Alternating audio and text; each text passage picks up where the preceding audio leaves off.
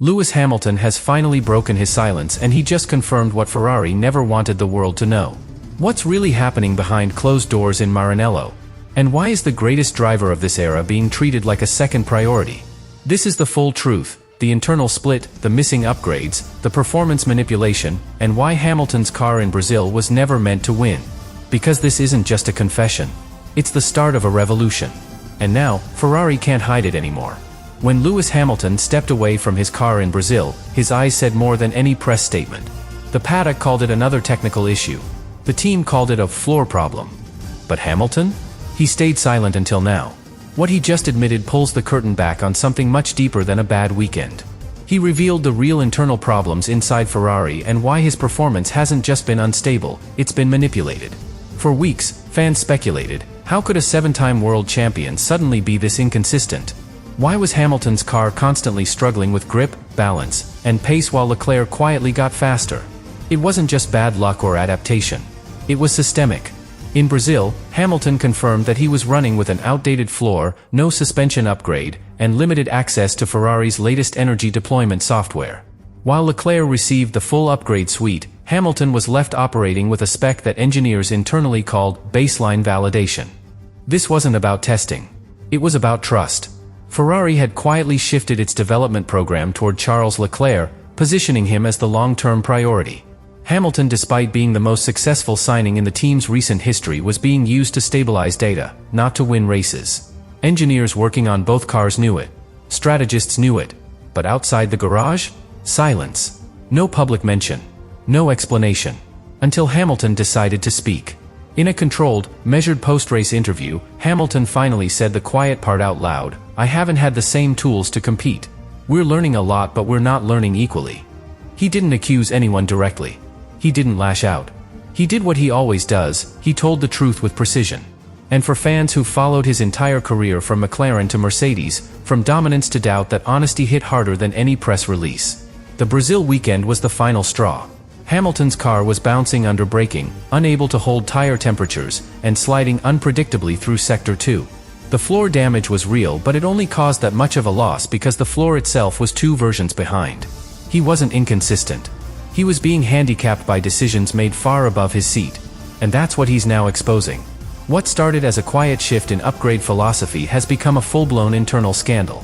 Hamilton has officially confirmed what many suspected: the issues aren't on track, they're political. And now, by stepping forward, by saying it clearly and calmly, Lewis Hamilton has flipped the pressure back on Ferrari. He's not just racing anymore. The numbers don't lie, and they never favored Hamilton. In Brazil, the telemetry exposed a gap that had nothing to do with driver performance. Hamilton's rear tire surface temperatures were consistently below optimal range by almost 4 degrees, which drastically affected traction and overall cornering stability. Leclerc, running the latest upgrade package, had a consistent balance window throughout the weekend. But Hamilton? His grip was fluctuating lap by lap, not because he drove differently, but because the car refused to behave. The floor Hamilton used in Sao Paulo had been decommissioned internally weeks earlier. It lacked the latest edge reinforcement, vortex control elements, and the stiffer underbody used to maintain aerodynamic load in bumpy sections, especially crucial through Brazil's high-speed sectors 1 and 2. When minor floor damage occurred early in the race, it wasn't just bad luck. It was structural vulnerability, made worse by Ferrari's refusal to install the improved version on his chassis. Meanwhile, Leclerc ran with the updated rear suspension and improved hybrid deployment settings. His throttle maps had been recalibrated for smoother torque delivery. His ERS recovery phase was more aggressive, offering better acceleration out of low-speed corners. Hamilton? He was on settings from Qatar nearly 3 race weekends behind. These differences weren't small. They defined the race outcome before the cars even left the garage. Ferrari engineers referred to Hamilton's car as the control reference, a polite term for what was essentially a development mule. His purpose was not to extract maximum performance, but to provide consistency for comparison. That meant tighter restrictions on setup variables, conservative camber angles, and no access to the most flexible suspension settings. In short, Hamilton was not allowed to explore the upper limits of the car, and yet he was still expected to deliver elite results. And that's exactly what he tried to do. Hamilton adapted his driving style, pushed the car inside its narrowest operating window, and still matched Leclerc's sector times in free practice. But when the lights went out on Sunday, the gap widened. Not because of skill, but because one car had more to give and the other was boxed in by politics. Behind the scenes, the true shift began weeks before Brazil.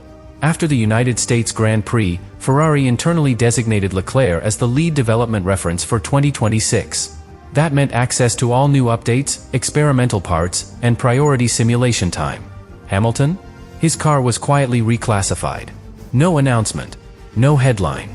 But internally, his side of the garage was tasked with validating stability-focused configurations. In reality, that meant no performance upgrades, just data support. The engineers didn't call it favoritism. They called it strategy.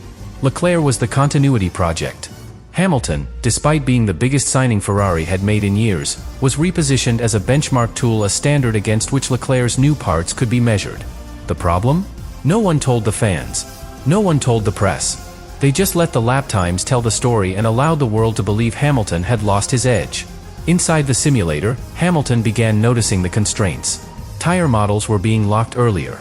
Energy deployment was preset. Rear suspension geometry could not be altered from weekend to weekend.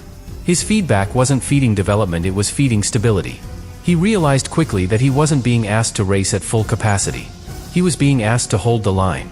But what Ferrari didn't expect was that Lewis Hamilton would weaponize that very role. Rather than protest or push back publicly, Hamilton began playing the long game.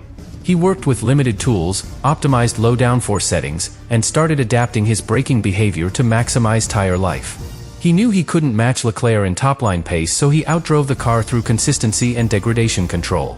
In Qatar and Mexico, his race pace began matching Leclerc's despite running older specs. The numbers didn't lie, Hamilton was narrowing the gap with one hand tied behind his back. By the time they reached Brazil, Ferrari's internal analysts were stunned. In long-run simulations, Hamilton's data was cleaner, his tire were more stable, and his corner entry speed within a few percentage points of Leclerc's, all without the updated chassis. Suddenly, the control driver was outperforming expectations. Hamilton had turned a political disadvantage into a performance case study, and he did it without saying a word. Ferrari didn't need to make an announcement. Their silence said everything. After Brazil, there was no official clarification on why Hamilton retired early. No engineering breakdown shared with the media. No apology for the outdated spec. And no effort, not even a gesture, to reaffirm support for their most celebrated new signing. While headlines speculated, Ferrari stayed quiet. And that silence became the clearest signal of all. Then came the president. In a carefully controlled post-race statement, John Elkann praised Ferrari's progress, spoke proudly of development direction, and made specific reference to our long-term project around Charles. Hamilton wasn't mentioned once. Not as a leader. Not as a contributor. Not even as a presence. For a team that had promoted his signing as a game-changing event, the absence was deafening. And for Hamilton, it confirmed what he already knew: this was no longer about competition. This was about control. But Hamilton didn't lose his cool. He didn't post cryptic messages or stir the media. Instead, he leaned deeper into the one thing that still spoke louder than politics: his data.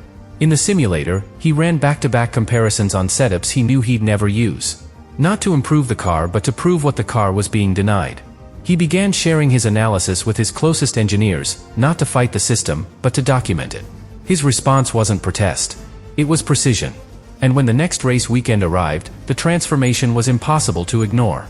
On an older chassis, Hamilton delivered lap times within striking range of Leclerc, running longer stints, with smoother degradation, and cleaner entry balance. Ferrari didn't respond. They couldn't. Because the moment they acknowledged his performance, they'd be forced to acknowledge the imbalance, and that would unravel everything they'd built around Leclerc's status.